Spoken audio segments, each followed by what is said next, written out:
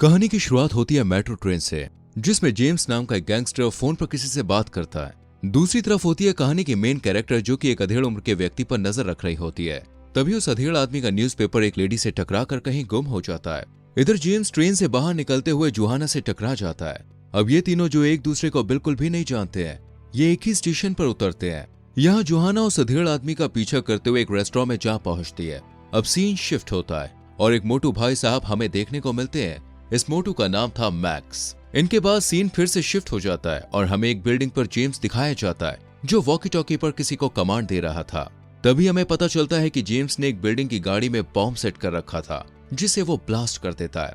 Blast के चलते उस बिल्डिंग में आग लग जाती है। तभी फायर ब्रिगेड की टीम आती है, लेकिन फायर ब्रिगेड के साथ साथ यहाँ कुछ लुटेरे भी आते हैं, जो बैंक में घुसकर बंदूक के नोक पर चोरी करके वहां से भाग जाते हैं। तभी जेम्स को वहां पुलिस आती हुई दिखाई देती है। वो तुरंत ही मोटू मतलब मैक्स को पुलिस के बारे में बताता है और मैक्स ट्रक लेकर उन पुलिस वालों की गाड़ियों के सामने पहुंच जाता है और दूसरी तरफ से भाग निकलता है।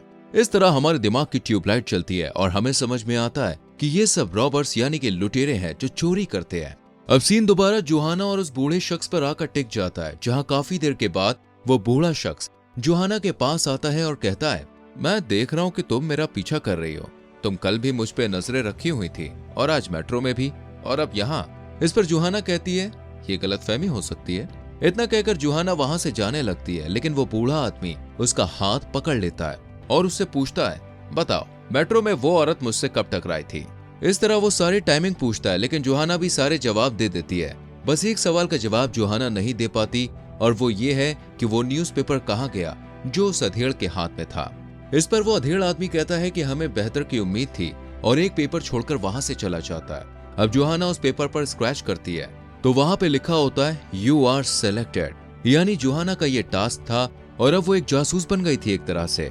अब सीन दिखाया जाता है अंधेरी रात का, जहां वो चोर अपना अपना हिस्सा बांट रहे थे। इनमें से एक चोर कहता है कि हमने मेहनत ज्यादा की तो जेम्स को पैसे ज्यादा क्यों मिले। ये सुनकर बाकी चोर सन्न पड़ जाते हैं। तभी जेम्स आता है और उस आदमी को बुरी तरह मार पीट कर अपने पैसे लेकर चला जाता है। अब जेम्स एक बूढ़े आदमी के पास जाता है जो जूते बनाने का काम करता था।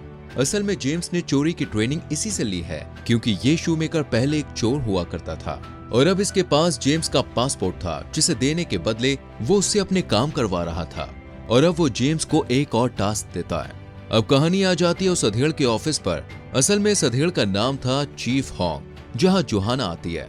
चीफ हॉन्ग उसे सबसे मिलवाता है। यहाँ पे हम देखते हैं कि चीफ हॉन्ग की टीम का नाम जानवरों की तरह था, जैसे मंकी, स्लॉथ, मोल, वाइपर, ऑस्ट्रिच और स्क्वेरल। अब ये सब लोग मैक्स, जो कि सीसीटीवी में हल्का सा दिखा था, उसकी तलाश में निकल जाते हैं। लेकिन हॉन्ग जोहाना को गाड़ी से बाहर नहीं निकलने देता है, पर थोड़ी देर बाद वो उसे टॉयलेट ब्रेक देता है, जहां जोहाना अपने आप से बात करती है, लेकिन वॉकी टॉकी बंद करना भूल जाती है, जिससे पूरी टीम उसकी बातें सुनकर ठहाके लगा लगा के हंसती है। अब हमें जेम्स दिखाया जाता है, जो एक और चोरी करने में कामयाब हो जाता है। तभी वो एक आदमी को देखता है जो सामने वाली बिल्डिंग से उसकी तस्वीरें निकाल रहा था। जेम्स फौरन ही उस बिल्डिंग में गया और उस फोटोग्राफर को राम प्यारा कर दिया। दूसरी तरफ जोहाना दिखती है, जो कुछ गुंडों के साथ मार पीट करती है। तभी मिस्टर हॉन्ग उसे आकर बचा लेते हैं। इधर जेम्स उस शूमेकर के पास पहुंचता है और पासपोर्ट मांगता है, लेकिन बुढ़ाऊ इतना चालू था कि उसे पासपोर्ट देने की जगह एक और काम सौंपता है। लेकिन जेम्स ये काम करने से मना करके वहां से चला जाता है। तभी उसकी गाड़ी में दोस्तों एक कॉन्ट्रैक्ट किलर आता है, पर यहाँ उल्टा चोर दूसरे चोर पर भारी पड़ता है। मतलब जेम्स उस कलर को ही किल करके शूमेकर के पास जाता है और कहता है, बस ये आखिरी बार है, अगली बार अगर तुमने पासपोर्ट नहीं दिया तो तुझे ही मार दूंगा। इस पर वो बूढ़ा बत्तीसी चमकाता है और जेम्स वहां से चला जाता है। वहीं लगभग 17 दिनों तक मिस्टर हॉन्ग और उनकी टीम भी जेम्स की तलाश में उसी एरिया पर रोजाना पहरेदारी कर रही होती है। तभी कहानी में आता है दोस्तों एक ट्विस्ट। असल में जोहाना, जो रोजाना कार में बैठे बैठे पक चुकी थी, वो मेंटोस खाती है और दिमाग की बत्ती जलाकर हॉन्ग के पास पहुंचती है और एक मैप के जरिए उसे समझाती है कि अब तक मैक्स शहर के 3 एरियाज में देखा जा चुका है, लेकिन ये तीनों वही एरिया है जहां चोरी हुई है। और ये तो आप जानते ही हैं कि चोर कभी भी चोरी वाली जगह पर नहीं आता है, यानी कि अब वो आएगा शहर के मिडिल पार्ट में जहां चोरी हो सकती है। ये देखकर मिस्टर हॉन्ग को बड़ी खुशी होती है और वो बच्ची के दिमाग की कद्र करते हुए उसे भी अपनी टीम के साथ बाहर जाने की परमिशन दे देता है। अब ये लोग शहर के बीच वाले एरिया में मैक्स पर नजर रखने लगते हैं। यहाँ जोहाना को हॉन्ग एक बैग देता है जिसमें कुछ कपड़े होते हैं। नजर रखते हुए जोहाना को एक मैक्स जैसा आदमी नजर आता है और जब वो अपनी टीम को उसके बारे में बताती है तो ये कंफर्म हो जाता है कि ये मैक्स ही है। तभी होंग जोहाना को कहता है कि अपना लुक बदल दो ताकि वो तुम पर शक ना कर पाए। इस पर जोहाना चलते चलते ही कॉप से एक नॉर्मल गर्ल में परिवर्तित हो जाती है। तभी वो आदमी बोले तो मोटू एक दुकान में जाता है जहाँ स्क्विरल पीछे के दरवाजे से जाकर उसका असली चेहरा देख लेता है और उसे पहचान लेता है। इसके बाद जोहाना कुछ सिक्के पर्स में भरकर मैक्स के साथ एक ही लिफ्ट में सवार हो जाती है और जब मैक्स अपने कमरे में जा रहा होता है तो जोहाना अपने सिक्के गिराकर उन्हें उठाने के बहाने उसका कमरा नंबर देख लेती है। अब जोहाना वहां से चली जाती है और स्क्वायर वहां आकर कई सारे स्पाई कैमरा उसके घर के बाहर लगा देता है। इस तरह ये लोग मैक्स पर नजर रखने लग जाते हैं। तभी एक दिन मैक्स अपने घर के बाहर ढेर सारा कचरा रख देता है। जोहाना उस कचरे को लेकर सबूत ढूंढने लग जाती है। यहाँ उसके साथ होंग भी होता है। तभी दोनों को कचरे में कुछ कागज के टुकड़े नजर आते हैं जिन्हें एक साथ रखने पर पता चलता है ये एक सुडोकू पजल है जिसे किसी ने जानबूझकर गलत खेला है। जोहाना इस बारे में पता लगाती है। अगले दिन मिस्टर होंग उस बिल्डिंग में पहुंचता है जहां जेम्स ने उस फोटोग्राफर को मारा था।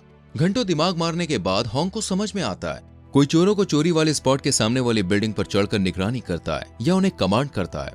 वहीं होंग की टीम को पता चल जाता है कि पजल का रॉन्ग आंसर असल में शहर के स्टॉक मार्केट का आईपी एड्रेस था, यानी अब चोरी यहाँ होने वाली थी। इधर मिस्टर होंग की टीम इन चोरों के अपार्टमेंट में स्पाई कैमरा लगाकर ये पता कर लेती है यही वो चोर है जो बैंक में चोरी कर रहे हैं। चोरों की मीटिंग खत्म होते ही होंग इनके पीछे जा ही रहा होता है कि तभी उसकी नजर जेम्स पर पड़ती है, पर वो उस पर इतना ध्यान नहीं देता है। अब जेम्स स्टॉक मार्केट के सामने वाली बिल्डिंग पर जाता है और पुलिस को देखकर अपने चेले चपाटियों से कहता है कि वापस आओ, अब हम चोरी नहीं कर पाएंगे। और इतना कहकर वो बिल्डिंग के नीचे उतरने लगता है, लेकिन मिस्टर होंग उसी बिल्डिंग के टॉप पर जा रहे होते हैं। ये बात जेम्स को पता चल जाती है और वो जैसे तैसे खिड़की से कूदकर वहां से भाग निकलता है। इधर चोरों और पुलिस के बीच चोर पुलिस का खेल होता है और एक लॉन्ग ड्राइव के बाद जो एक्सीडेंट होता है उसमें सभी चोर मारे जाते हैं। वहीं होंग और जोहाना जेम्स को ढूंढते हुए एक ब्रिज के पास आते हैं, लेकिन यहाँ जेम्स को ढूंढ पाना थोड़ा मुश्किल था क्योंकि अब तक ये लोग जेम्स को पहचाने भी नहीं थे। इसलिए होंग अपनी टीम से जेम्स को फोन करने को कहता है। असल में दोस्तों ये लोग सैटेलाइट के थ्रू जेम्स का नंबर ट्रैक कर चुके थे। अब एजेंसी के कॉल करने पर जेम्स फोन उठाता है, लेकिन उसके साथ साथ 3 लोग और फोन पर बात करना शुरू कर देते हैं। ऐसे में पता लगाना मुश्किल हो गया कि जेम्स है कौन, लेकिन जेम्स को समझ में आ गया कि ये उसे फंसाने की एक चाल है। इसलिए वो फोन को स्विच ऑफ करके बात करने का नाटक करते हुए होंग के सामने से निकलने की कोशिश करता है। लेकिन तभी होंग की नजर उस पर पड़ती है और उसे याद आता है कि ये तो शेयर मार्केट वाले स्पॉट पर भी था, अब यहाँ भी है, मतलब यही हमारा शिकार है। होंग जेम्स का पीछा करने लगता है। वहीं जेम्स भागता हुआ मेन रोड पर आ जाता है जहाँ स्क्विरल ट्रैफिक पुलिस के कपड़ों में उससे आईडी प्रूफ मांगने लगता है। दूसरी तरफ जोहाना ये देख रही होती है, तभी उसे कुछ गड़बड़ नजर आती है और जब वो स्क्विरल के पास जाती है तो देखती है जेम्स ने किसी नुकीली चीज से उसकी गर्दन पर वार किया है। मिस्टर होंग और जोहाना स्क्विरल को फौरन हॉस्पिटल लेकर पहुंचते हैं, लेकिन स्क्विरल को बचा नहीं पाते। इधर जेम्स उस शू मेकर को मारकर अपना पासपोर्ट ले लेता है। कुछ दिन बाद जोहाना अपने घर पर होती है, तभी उसे अपना पहला दिन याद आता है जब वो उस ट्रेन में थी। तभी उसके दिमाग की बत्ती फिर से चलती है और उसे याद आता है कि ट्रेन में उससे एक शख्स टकराया था और वो जेम्स ही था और उसके हाथ में एक पोस्टर था, यानी वो किसी मार्केट का रेगुलर कस्टमर होता है। इस तरह जोहाना समझ जाती है कि आज संडे यानी कि रविवार है और जेम्स आज मार्केट में जरूर आएगा। अब जोहाना भी उस मार्केट में पहुंच जाती है, तभी उसे जेम्स जैसा एक आदमी नजर आता है। जोहाना होंग को सब बता देती है। इतने में जेम्स एक मार्केट के अंदर घुसता है। वो उसके पीछे पीछे उसी मार्केट में चली जाती है। तभी जेम्स उसके पास आता है और कहता है, तो मेरा पीछा क्यों कर रही हो? अब जोहाना कुछ कह पाती है इससे पहले ही वहां मिस्टर होंग पहुंच जाते हैं और जेम्स वहां से उठकर चला जाता है।